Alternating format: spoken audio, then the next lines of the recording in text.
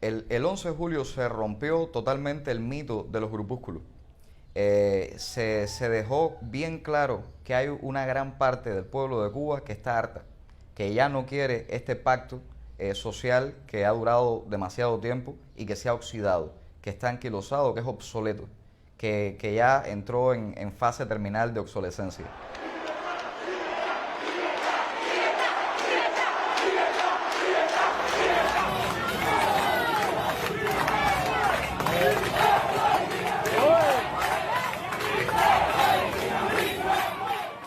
Primero nos pareció una protesta muy legítima, muy digna, porque estaba pacíficamente, estaban tomando las calles de modo pacífico.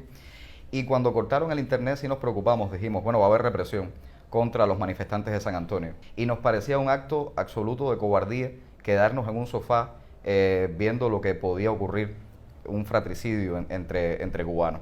Así que dijimos, tenemos que ir, tenemos que salir, para dónde vamos, y decidimos que el ICRT era el lugar adecuado. En primer lugar porque es la institución que se encarga de la comunicación hacia el país.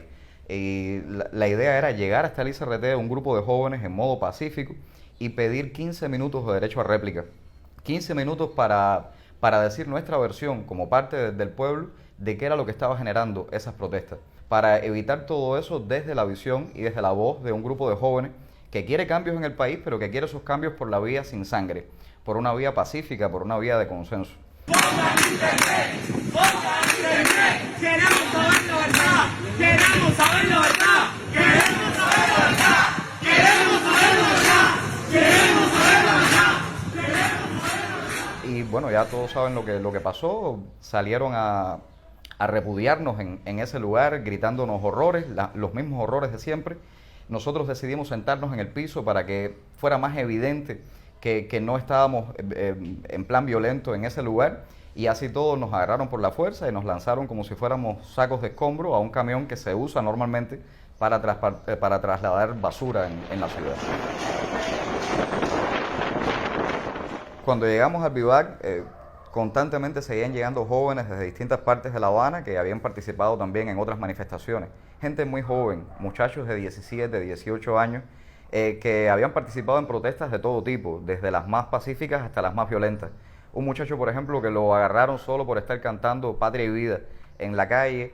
Otros muchachos que sí son de barrios un poco más marginales y estaban comportándose más, digamos, eh, en fin, espera, déjame ver qué palabra encuentro para no ser despectivos con un sector de la sociedad que ha sido resultado de estos años de revolución, porque esos sectores marginales, esos barrios donde los jóvenes no tienen demasiadas alternativas, donde se reúnen entre ellos con punzones y cuchillos, eso es un resultado de una sociedad que lleva 60, un grupo que lleva 60 años en el poder de esa sociedad y que ha generado precisamente toda esa marginalidad. Y en esa celda donde estábamos 11 personas, había como una especie de pequeña república. Habíamos personas de todo signo político, de todos los colores, habían religiosos, habían gays, o sea, de todo. Sin embargo, en esas 24 horas que estuvimos detenidos en aquella celda, pudimos llegar a consensos.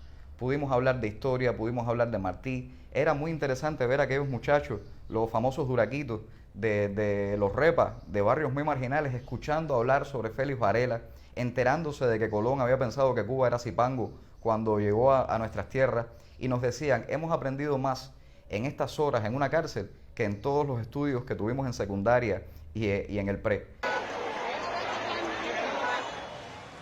¿Dónde están las cifras? Porque no he visto en conferencia de prensa que se den cifras reales de cuántos detenidos hay en el país. Yo calculo que están cerca de 1000 personas detenidas en toda Cuba.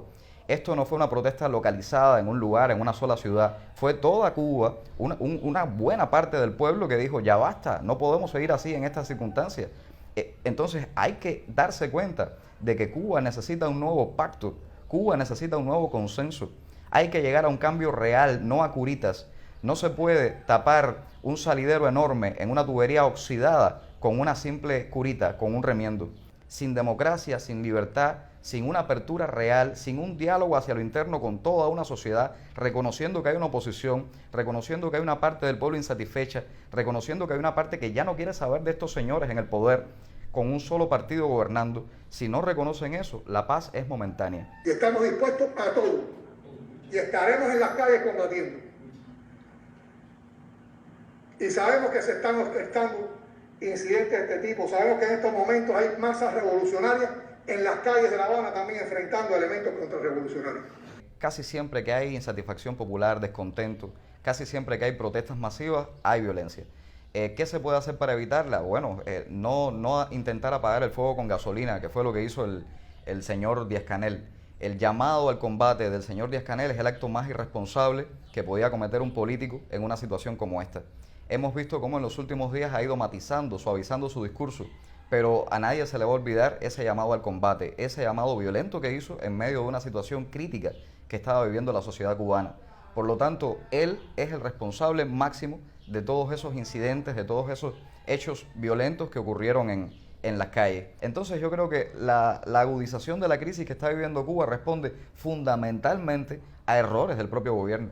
Hacer la tarea de ordenamiento dentro de la pandemia fue un desastre, porque trajo una inflación galopante, trajo más divisiones dentro de la sociedad, más miseria, más exclusión, gente que no tiene acceso a divisas para poder comprar productos básicos en las tiendas en MLC, trajo por supuesto todo esto de los apagones.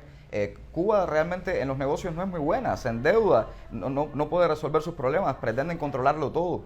Alguien me decía: Junior, tienes que valorar que el presidente no duerme pensando en la leche en polvo. Un presidente que no duerme pensando en la leche en polvo es un mal presidente, porque lo que debe crear son estructuras sociales, estructuras económicas, para que otros, gente muy eficiente, se encargue de que haya leche en polvo.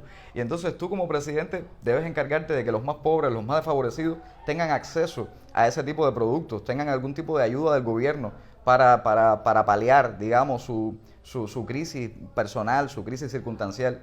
Pero no tú como presidente dejar de dormir pensando en cómo entrar un barco de leche en polvo, porque lo estás haciendo mal.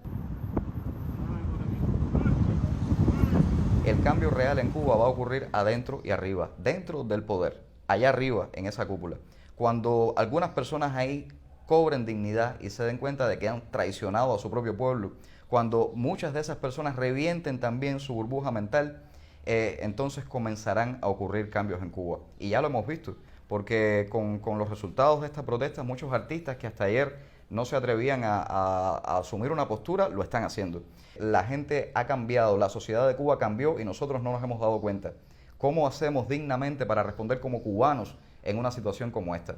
Yo creo que la solución de Cuba está en acabar de reventar todas esas burbujas mentales que no nos dejan entender que Cuba cambió y que Cuba ahora mismo es otro país.